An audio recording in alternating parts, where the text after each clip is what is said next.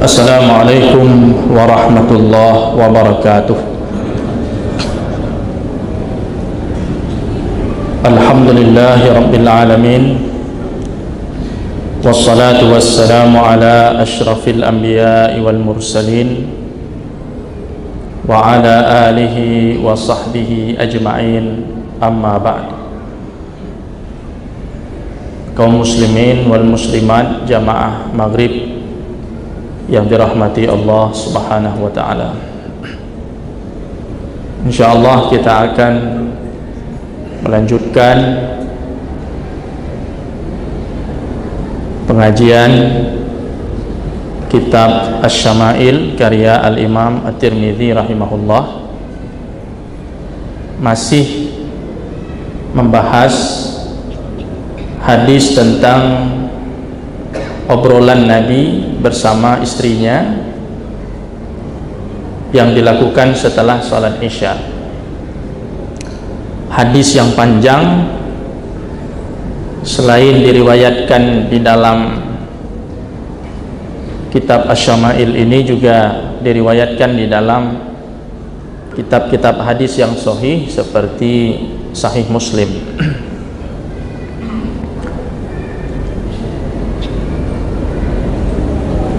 Kita sudah sampai kepada cerita wanita yang ke-11.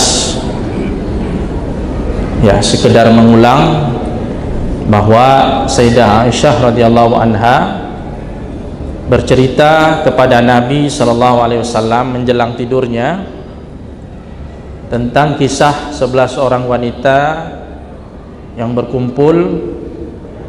Kemudian mereka menceritakan keadaan suami masing-masing dengan kesepakatan tidak boleh ada yang menyembunyikan tentang suaminya.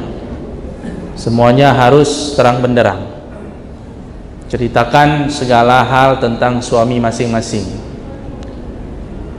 Mulailah dari wanita pertama, kedua, dan seterusnya. Ada wanita yang bercerita tentang kebaikan suaminya, ada yang bercerita tentang keburukan suaminya. Nah, jadi sudah kita bahas pada pertemuan sebelumnya, 10 orang wanita masing-masing bercerita tentang suaminya yang baik atau suaminya yang buruk. Sekarang kita masuk ke bagian akhir dari hadis ini, tentang wanita yang ke-11. Qalatil hadiyata asyrah, berkata wanita yang ke-11,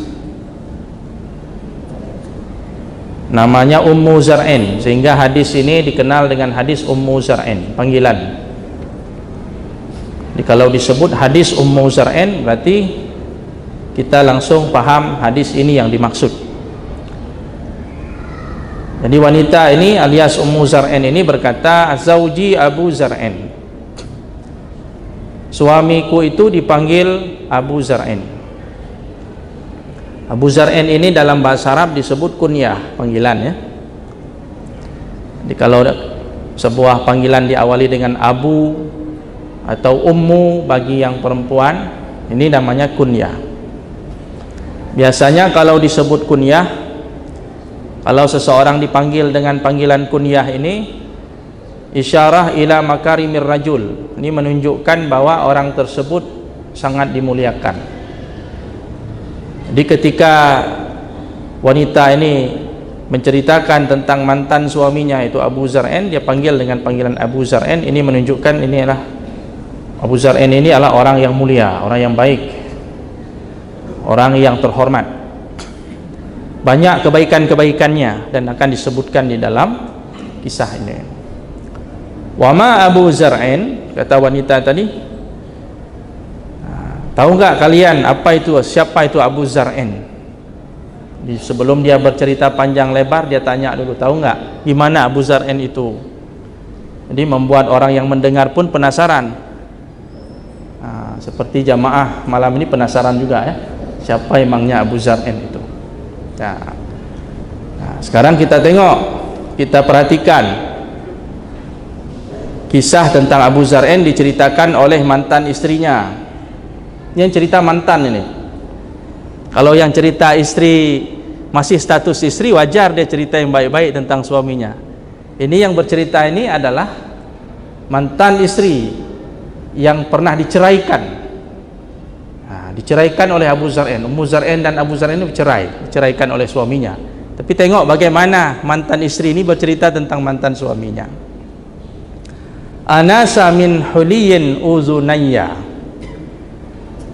Abu Zar'in itu membuat kedua telinga saya bergoyang, disebabkan telinga ini penuh dengan perhiasan anting-anting. Jadi dia ceritakan dari mulai telinga dia itu dipenuhi dengan anting-anting perhiasan. Menunjukkan apa? Bahwa suaminya ini sangat memperhatikan kecantikan istrinya, kelengkapan aksesoris istrinya itu tidak ada kurang. Apa yang perlu? Anting-anting berapa mau anting-anting? Gelang, kalung, gelang kaki, macam-macam. Itu disiapkan semua oleh Abu Zar'in. Dibelikan untuk istrinya, karena Abu Zar'in ini orang kaya raya, tajir ini. Dan dia punya istrinya itu diberikan semua fasilitas. Salah satunya perhiasan. Karena Abu Zar'in tahu salah satu kegemaran kaum perempuan itu perhiasan. Jadi kalau orang rumah marah-marah, ajak aja ke toko perhiasan, selesai masalah. Ya, langsung ya solusinya ini. Jadi Abu Zar'in membuat kedua telingaku bergoyang karena dipenuhi dengan huli, perhiasan, anting-anting ya, dari emas, permata dan sebagainya. Wa mala'a min syahmin adudayya. Dan Abu Zar'in itu membuat kedua lengan saya ini berisi. Jadi dia menjadi wanita yang bertubuh montok, tubuhnya berisi, bukan gemuk dan bukan kurus, tapi tubuh yang ideal. Tubuhnya jadi berisi disebabkan apa? Karena makanannya cukup, gizi cukup. Di makanannya ya 4 sehat 5 sempurna lah. Pengen apa? Mau ikan yang paling mahal, daging yang paling enak. Kalau roti gandum yang paling mahal diberikan semua oleh Abu Zar'in. Mau minum apa? Susu, jus, apa saja. Inilah kebaikan Abu Zar'in, mantan suami, kepada istrinya itu. Sehingga dia menjadi orang yang tubuhnya itu berisi. Siapa tadi? Ummu Zar'in tadi, wanita tadi. Jadi kedua lengannya berisi menunjukkan bahwa tubuhnya itu berisi. Jadi melihat orang itu bagaimana tubuhnya itu, dilihat dari lengannya itu. Wa bajjahani fabajahat ilayya nafsi. Abu Zar'in senantiasa membuatku bahagia sehingga aku menjadi orang yang paling bahagia. Jadi semua keperluannya dipenuhi dengan segala kemewahan, dimanjakan oleh suaminya, sehingga dia menjadi orang yang paling bahagia. Bukan sekedar dicukupi kebutuhan fisiknya, tapi juga kebutuhan batinnya. Jadi Ummu Zar'in ini sangat beruntung mendapatkan suami Abu Zar'in. Bahagianya lahir batin. Kemudian Ummu Zar'in bercerita tentang sejarah pertemuan dia dengan Abu Zar'in. Dia katakan, wajadani fi ahli Ghunaimatin bisyiqqin faja'alani fi ahli Sahilin wa Atitin. Abu Zar'in dulu menemukanku atau menemuiku, mendapatiku di sebuah keluarga yang miskin, ahli Ghunaimatin. Ahli Ghunaimatin ini artinya keluarga yang memiliki seekor anak kambing yang kecil, yang kurus. Ini menunjukkan bahwa Ummu Zar'in berasal dari keluarga miskin. Harta mereka cuma seekor anak kambing. Itu yang menjadi sumber penghidupan mereka. Keluarga miskin, bisyikin, hidup dalam kesulitan. Kadang ada makan, kadang tidak ada makan. Jadi keluarganya serba kekurangan. Keluarga siapa? Keluarga Ummu Zar'in. Nah, kemudian bertemulah dengan Abu Zar'in. Faja'alani fi ahli sahilin wa atitin. Kemudian Abu Zar'in membawaku atau memindahkanku dari keluarga miskin tadi, dia pindahkan kepada keluarga yang kaya raya. Ahli sahilin, keluarga yang memiliki kuda-kuda hebat. Sahil itu kuda. Jadi orang yang punya kuda-kuda, ribuan kuda itu biasanya orang kaya. Nah, harga kuda itu mahal. Ya, itu orang-orang kaya, juragan-juragan di Arab tuh, kuda-kudanya itu bisa miliaran harganya, itu satu kuda. Apalagi kuda-kuda balap itu kuda. Itu bisa miliaran harganya itu. Jadi kalau banyak kuda zaman itu berarti ya orang-orang kaya nih. Wa atitin, dan memiliki banyak onta. Keluarga yang memiliki banyak onta, banyak kuda, menunjukkan keluarga yang kaya raya. Jadi berubahlah kehidupan Ummu Zar'in tadi, dari keluarga miskin pindah ke keluarga yang kaya.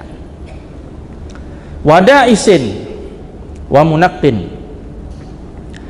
Jadi di istananya Abu Zar'in itu selain banyak harta, kendaraan sebagainya, rumahnya besar sebagainya, dia memiliki da'isin wa munaqqin. Da'is ini orang yang bertugas untuk memanen gandum atau jagung atau yang sejenisnya dari kebun dan dari sawah. Jadi di istana itu banyak pelayan-pelayan, banyak pembantu, banyak pekerja-pekerjanya. Ada tukang kebun, ada tukang panen dan sebagainya. Wa munaqqin, dan ada tukang yang kerjanya menghaluskan makanan. Jadi betul-betul seperti istana, seperti raja itu Abu Zar'in. Dan pemaisurinya adalah Ummu Zar'in. Jadi makanan mereka bukan makanan biasa. Sudah ada yang siapkan, sudah ada koki-kokinya, sudah ada pembantu-pembantu rumah tangga yang siap melayani segala keperluan. Jadi sekarang Ummu Zar'in berpindah tinggal di sebuah keluarga yang kaya raya dengan sekian banyak pembantu, pelayan, pekerja untuk melayani mereka. Fa indahu aqulu fala uqabbah. Nah, kata Ummu Zar'in, di sisi Abu Zar'in, ketika saya tinggal bersama Abu Zar'in itu, saya ketika berbicara atau berkomentar atau mengucapkan kata-kata, aku tidak pernah dihina. Fala uqabbah. Jadi beliau ini, Ummu Zar'in ini sangat dimuliakan, sangat dihargai oleh Abu Zar'in dan keluarganya, seperti bukan seorang tamu. Jadi dia datang ke istana itu walaupun dari keluarga miskin, tapi dia tidak pernah dicela, tidak pernah diejek, tidak pernah disindir oleh keluarganya Abu Zar'in. Berarti sangat baik keluarga Abu Zar'in itu. Nah, ini luar biasa. Ini berarti tipe suami yang sangat baik ya, sangat ideal. Bagaimana dia memuliakan istrinya itu. Sehingga Ummu Zar'in mendapatkan kedudukan yang sangat tinggi di keluarga itu. Wa arqudu fa atasabbah. Aku tidur dengan sepuasnya, ya, dengan tempat yang sangat nyaman, tidur sepuasnya, dan bangun di waktu pagi dalam keadaan segar bugar, dalam keadaan tidak perlu memikirkan pekerjaan rumah tangga. Jadi waktu bangun tidur itu Ummu Zar'in tidak pikir harus cuci piring, harus siapkan nasi, siapkan makanan untuk suami, tidak ada. Sudah siap semua, pembantu sudah siapkan semua. Ya, jadi dia seperti pemaisuri lah. Begitu bangun dia sudah. Bahkan kalau pagi itu, sebagian yang ada yang menerjemahkan fa'atasabbah itu artinya dia tidur di waktu pagi. Jadi tidak perlu bangun pagi, tidak perlu bangun cepat-cepat, karena semua pekerjaan rumah sudah beres. Nah, dia nyonya di rumah itu. Kapan dia mau bangun, bangun. Semuanya sudah tersiap. Di meja sudah ada makanan lengkap, minuman terserah apa yang mau dinikmati. Jadi sangat istimewa ya Ummu Zar'in diperlakukan di rumah tersebut. Wa ashrabu fa ataqammah. Aku bisa minum sepuasnya, minum apa saja, segala macam jenis minuman, susu, jus, sebagainya. fa'ataqammah, sehingga aku puas dengan minuman itu, sehingga hilang rasa haus, puas, kenyang dengan minuman-minuman itu. Nah, Bapak Ibu sekalian yang dirahmati Allah Subhanahu wa taala, nah, jadi ini memang cukup berkesan Ummu Zar'in dengan mantan suaminya ini. Ya, kekayaan yang luar biasa, fasilitas yang luar biasa, kebaikan hati, kelembutan, kasih sayang, semuanya dia dapat dari suaminya itu, dari mantan suaminya itu. Kemudian Ummu Zar'in tidak hanya bercerita tentang suaminya, tapi dia juga ingin bercerita tentang mertuanya. Ummu Abi Zar'in, dia bilang, ibunya Abu Zar'in. Fama Ummu Abi Zar'in, tahukah kalian siapa itu ibunya Abu Zar'in? Mau tahu tidak mertua saya seperti apa? Ibu mertua. Nah, kadang-kadang orang kan sering dapat suami baik, tapi dapat mertua mungkin hubungan dengan mertua tidak harmonis. Mungkin itu sebabnya orang kasih nama bunga lidah mertua, ya. Nah, makanya bunga lidah mertua itu jadi ada sindiran-sindiran ke sana. Ada orang hubungan dengan mertuanya tidak baik, bisa jadi salah mertua, bisa jadi salah menantu, ada hubungan yang tidak baik.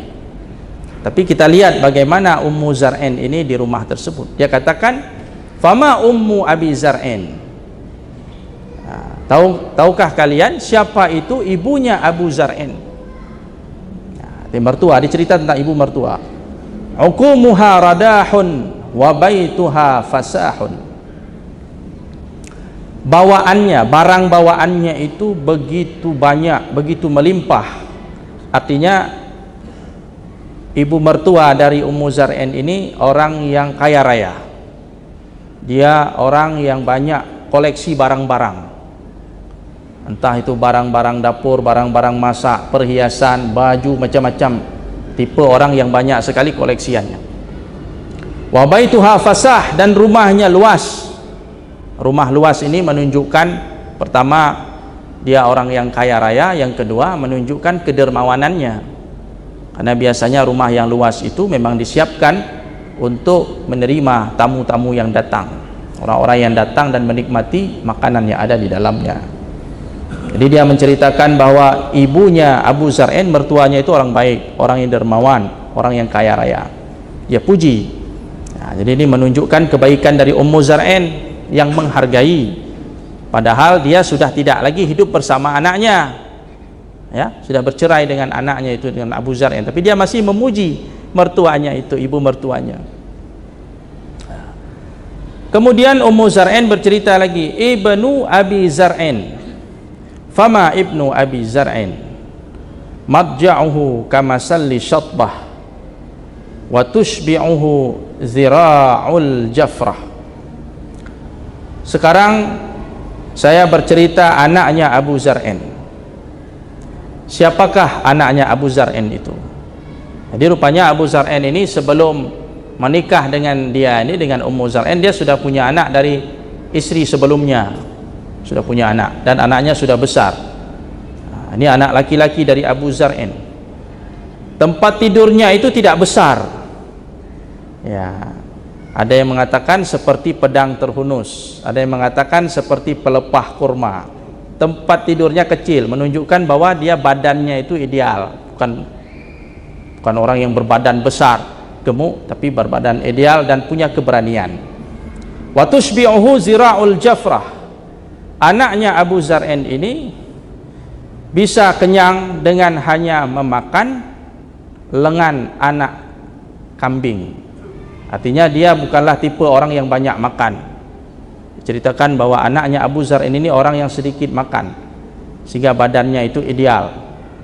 Dan ini disebutkan bahwa qalilul akli, ya, menunjukkan ini dia orang yang tidak banyak makan. Wal Arab tamaddah bih. Jadi orang Arab itu merasa tersanjung kalau seseorang itu tidak banyak makan. Jadi tidak banyak makan ini merupakan sifat terpuji, sifat yang dipuji dalam kultur orang-orang Arab. Jadi sebaliknya, kalau banyak makan berarti itu tercela. Kalau sedikit makan berarti itu terpuji di kalangan bangsa Arab. Jadi dia menceritakan tentang kebaikan dari anaknya Abu Zar'in. Berarti anak tirinya itu, anaknya Abu Zar'in.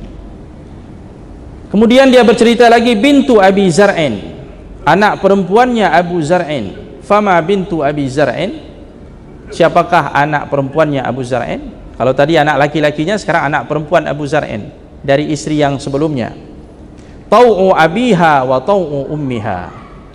Jadi anak perempuannya Abu Zar'in ini adalah anak yang sangat taat kepada ayahnya dan taat kepada ibunya. Anak yang berbakti kepada kedua orang tuanya. Jadi dia sedang memuji anak tirinya, karena memiliki akhlak yang sangat mulia.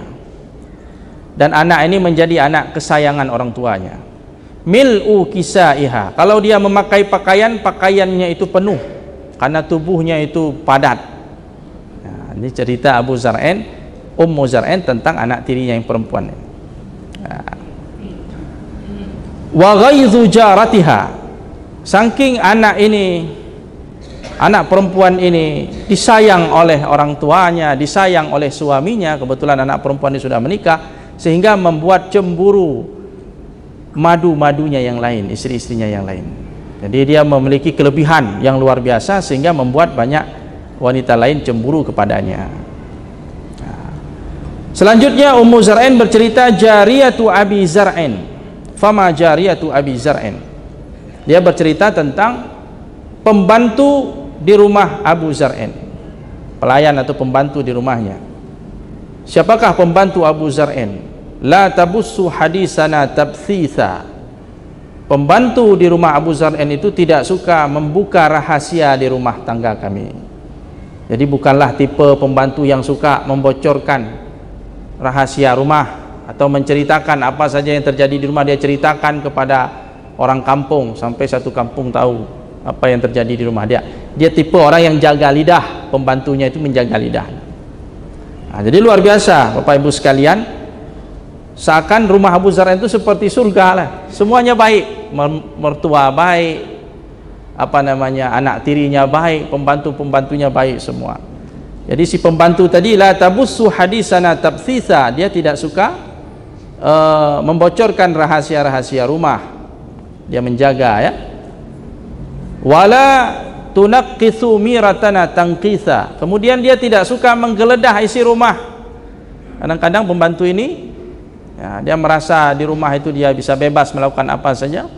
Kadang-kadang ada benda-benda yang dia ambil, dia curi tanpa sepengetahuan tuan rumah. Tapi si pembantu ini tidak suka menggeledah isi rumah, ya, barang-barang berharga tidak pernah hilang dan tidak pernah mencuri sedikit pun dari rumah itu. Berarti ini tipe pembantu yang cukup baik, yang jarang-jarang ada yang seperti ini. Wala tamla'u baitana ta'shisha, dan dia tidak pernah mengotori rumah kami. Maksud mengotori ini bisa dalam arti fisik, artinya membuat banyak sampah di rumah jadi kotor. Dia tidak, dia sangat memperhatikan kebersihan rumah. Satu pemahaman lagi mengatakan maksud dia tidak mengotori rumah artinya dia tidak melakukan perbuatan-perbuatan yang bisa mencederai nama baik rumah tangga tersebut. Nah, kadang ada pembantu, sikap dia itu membuat rumah itu jadi malu, ya, jadi omongan masyarakat. Dia tidak, betul-betul dia jaga akhlaknya, dia jaga sikap, dia jaga lisannya sehingga nama baik dari keluarga itu tetap terjaga. Nah, ini kondisi pembantunya Abu Zar'in. Bapak Ibu sekalian yang dirahmati Allah, yang disebut di dalam hadis Syama'il ini hanya sampai di situ, tentang pujiannya itu tadi, tentang Abu Zar'in seperti apa, ibunya seperti apa, atau mertua tadi, anak tirinya yang laki-laki dan perempuan seperti apa, pembantunya seperti apa. Ada disebut dalam riwayat lain, Ummu Zar'in saking kagumnya, saking tertarik hatinya dengan Abu Zar'in tadi, Ummu Zar'in ini bercerita tentang tamunya Abu Zar'in. Bagaimana tamunya Abu Zar'in, bagaimana harta Abu Zar'in, bagaimana tukang masaknya Abu Zar'in, diceritakan dalam riwayat yang lain. Sampai bahkan bagaimana anjingnya Abu Zar'in. Abu Zar'in punya anjing diceritakan juga. Intinya semuanya sempurna. Ya, kalau sudah anjing saja sudah disebutkan kebaikannya, bagaimana yang lain. Ya. Kemudian wanita tadi bercerita, melanjutkan ceritanya. Qalat, dia bercerita, kharaja Abu Zar'in wal autabu tumkhadu. Suatu ketika Abu Zar'in keluar dari rumahnya, dari istananya, pada waktu di mana hewan-hewan ternak mengeluarkan banyak susu untuk diperah. Jadi memang musim panen susu ini. Pada saat itu Abu Zar'in keluar dari rumahnya, dari istananya, falaqiya imra'atan ma'aha waladani laha kal fahdaini. Tiba-tiba Abu Zar'in bertemu dengan seorang wanita. Seorang wanita muda, memiliki 2 orang anak yang masih kecil, seperti 2 ekor macan. Anak ini sedang bermain dengan lincahnya, ya, bersama ibunya dengan membawa 2 buah birummanatain, 2 buah delima. Ternyata Bapak Ibu sekalian, Abu Zar'in tertarik dengan wanita tersebut, dengan wanita muda ini. Wanita janda ini punya 2 anak. Abu Zar'in tertarik hatinya untuk menikahi wanita tersebut. Akhirnya apa? Abu Zar'in menikah dengan wanita tersebut. Fatallaqani wa nakahaha, dan Abu Zar'in menceraikanku. Abu Zar'in menceraikan Ummu Zar'in yang tadi bercerita tentang suaminya itu. Dan suaminya tadi menikahi wanita tadi, wanita yang dia temukan di jalan itu. Namun ya, Ummu Zar'in tidak kecewa. Walaupun dia sudah diceraikan oleh suaminya, Ummu Zar'in akhirnya menikah lagi dengan laki-laki lain. Fanakahtu ba'dahu rajulan sariyan wa akhadha khattiyan wa araha alayya na'aman sariyan wa a'tani min kulli raihatin zawjan. Jadi dia menikah lagi dengan laki-laki kaya, dengan suami yang kedua, dan ini suaminya ini adalah orang kaya juga, tidak kalah dengan Abu Zar'in, ya, punya kemuliaan nasab, ya, kekayaan, kemewahan. Rakiba syarian, dia katakan suaminya itu adalah penunggang kuda-kuda yang besar, kuda-kuda perang. Jadi menunjukkan bahwa dia orang yang kaya raya. Kemudian dia seorang pemberani. Wa akhadha khattiyan, dia mengambil tombaknya untuk ikut berperang, ini keberanian. Wa araha alayya na'aman sariyan, dari perang itu dia memperoleh banyak rampasan perang, dan dia membawa pulang harta-harta yang berharga ke rumah dan dia berikan kepadaku. Jadi suaminya juga, ini yang kedua, ini suami yang sangat sayang kepada Ummu Zar'in, ya, dia penuhi segala kebutuhan istrinya, segala keinginannya, dan dia memberikan makanan-makanan yang paling enak untuk istrinya itu. Dan dia berkata, kuli Umma Zar'in, makanlah wahai Ummu Zar'in, makanlah apa saja yang kau inginkan, silahkan dinikmati, dimakan. Wamiri ahlaki. Kemudian satu lagi kemuliaan dari suami yang kedua ini, dia memerintahkan kepada Ummu Zar'in ini untuk menyantuni keluarganya yang miskin itu. Jadi dia tidak hanya memberikan fasilitas untuk istrinya, tapi dia juga meminta kepada istrinya tadi untuk menyantuni keluarga-keluarga istrinya. Jadi ini tipe suami yang baik, ketika seorang suami itu memuliakan keluarga istrinya, tidak pelit kepada keluarga istrinya. Jadi tetap menjaga silaturahim, ya, dengan keluarga sang istri. Inilah yang dilakukan oleh suami yang kedua dari Ummu Zar'in. Memang beruntung Ummu Zar'in ini. Suami pertama cukup baik, suami kedua pun sangat baik kepadanya. Tapi meskipun demikian, Bapak Ibu sekalian, ternyata kebaikan dari Abu Zar'in, suami yang pertama itu, cukup terkesan di hati Ummu Zar'in. Sehingga saking terkesannya, sampai-sampai Ummu Zar'in merasa bahwa, dia katakan, falau jama'tu kulla syai'in a'tanihi ma balagha asghara aniyati Abi Zar'in. Kalau seandainya aku kumpulkan semua yang diberikan oleh suami yang pertama, sungguh apapun pemberiannya itu tidak bisa menyamai sebuah bejana kecil yang diberikan Abi Zar'in kepadaku. Jadi satu mangkok kecil, satu bejana kecil, satu wajan kecil yang diberikan Abu Zar'in itu masih mengalahkan segala kebaikan yang diberikan oleh suami yang kedua tadi. Jadi kita bisa bayangkan bagaimana berarti kebaikan Abu Zar'in itu. Padahal suami yang kedua bukan orang sembarangan, orang kaya, orang baik, tapi masih kalah, masih jauh sekali dibandingkan dengan kebaikan Abu Zar'in kepada istrinya. Nah, jadi dia waktu bercerita ini dia dalam posisi dia sudah diceraikan, itu sudah jadi istri orang, tapi dia masih bercerita tentang suami yang pertama itu dengan cerita yang luar biasa. Nah, jadi ternyata kesan dari Abu Zar'in ini bisa menghapus kebaikan-kebaikan dari suami yang pertama. Makanya Rasulullah dulu kalau tanya kepada sahabatnya, kamu sudah menikah belum? Kamu ketika Nabi tanya kepada Jabir, Jabir kamu nampaknya baru menikah. Iya ya Rasulullah. Dengan siapa kamu menikah? Dengan janda, kata Jabir. Kenapa dengan janda? Kenapa tidak dengan gadis? Ya. Sebagian ulama mengatakan kenapa dianjurkan menikah dengan gadis? Karena ketika seorang menikah dengan gadis itu, itulah gadis itu istri dia yang pertama. Ketika seseorang membahagiakan istrinya, yang paling terkesan itulah suami yang pertama. Sehingga apabila seseorang terkesan dengan suami yang pertama, ketika dia menikah dengan suami yang kedua, itu kadang-kadang kesan dari suami yang pertama belum hilang. Makanya Nabi menganjurkan sahabatnya untuk menikah dengan gadis, bukan dengan janda yang mungkin dia masih terkesan dengan suami yang pertama. Cuma Jabir waktu itu menikah dengan janda dengan alasan karena dia memiliki adik-adik yang masih kecil, khawatir kalau dia menikah dengan gadis tidak ada yang merawat adik-adiknya itu. Jadi janda ini dalam artian yang sudah bisa mengurus anak atau mengurus adik-adiknya yang kecil, artinya dia menikah dengan janda dengan tujuan itu salah satunya untuk ada yang memperhatikan adik-adiknya yang masih kecil. Itu kata para ulama seperti itu hikmahnya ya. Kemudian Aisyah di akhir ceritanya ini dia mengatakan faqala li Rasulullah sallallahu alaihi wasallam, akhirnya Nabi sallallahu alaihi wasallam berkata kepada Aisyah.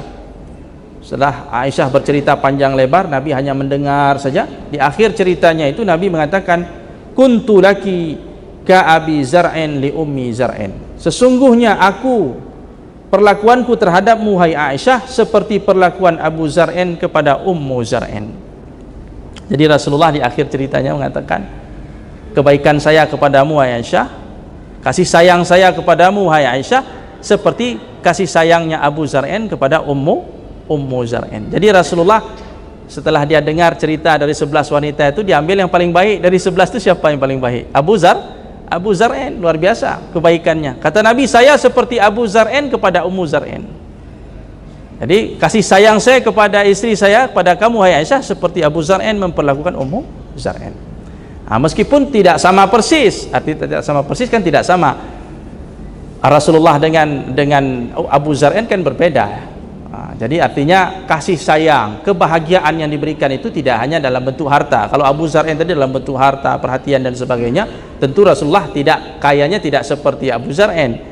Jadi tidak sama dalam segala hal. Intinya kebahagiaan, kemuliaan, kasih sayang yang Rasulullah berikan kepada Aisyah radhiyallahu anha itu tidak kalah seperti kasih sayangnya Abu Zar'in kepada Ummu Zar'in. Dalam riwayat yang lain Nabi mengatakan, hanya saja bedanya saya tidak akan menceraikanmu.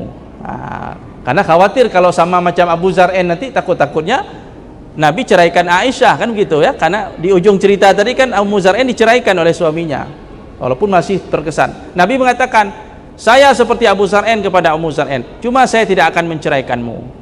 Tenang sedikit Aisyah ya. Oh ya, alhamdulillah. Kemudian Aisyah membalas, kata Aisyah, ya Rasulullah, kebaikanmu terhadap diriku melebihi kebaikan Abu Zar'in kepada Ummu Zar'in. Jadi sudahlah itu, Rasulullah dengan Aisyah saling berbagi saling memuji, saling mengucapkan kata-kata yang membuat hubungan mereka semakin hangat, semakin harmonis. Inilah beberapa contoh ya dari obrolan Nabi Shallallahu Alaihi Wasallam. Ternyata Rasulullah itu di samping kesibukannya yang luar biasa, manusia yang paling banyak kesibukannya, tanggung jawabnya, tugas-tugasnya, tapi beliau tidak pernah melupakan sisi-sisi ini, sisi-sisi keharmonisan, romantika dalam keluarga ini. Itu selalu beliau perhatikan. Tidak pernah perhatiannya kepada keluarganya, kepada istrinya itu terlalaikan atau terkesampingkan disebabkan karena kesibukan Nabi Shallallahu Alaihi Wasallam. Jadi Rasulullah itu adalah sosok yang paling ideal, sosok yang paling seimbang dalam kehidupannya. Tidak sampai ibadah beliau itu yang begitu hebat kepada Allah melupakan hak-hak istrinya, keluarganya. Semuanya mendapatkan hak mereka karena Rasulullah Shallallahu Alaihi Wasallam mengajarkan kebaikan dan mengajarkan bahwa setiap orang itu memiliki hak, termasuk seorang istri memiliki hak terhadap suami-suaminya. Demikian Bapak Ibu sekalian yang dirahmati Allah, selesai hadis Ummu Zar'in yang begitu panjang. Mudah-mudahan kita bisa mengambil manfaat dan faedahnya, bisa meniru perilaku-perilaku yang baik yang disebutkan di dalam kisah tersebut. Aqulu qawli hadza wa astaghfirullah li wa lakum, subhanakallahumma wa bihamdika asyhadu an la ilaha illa anta nastaghfiruka wa natubu ilaik. Assalamualaikum warahmatullahi wabarakatuh.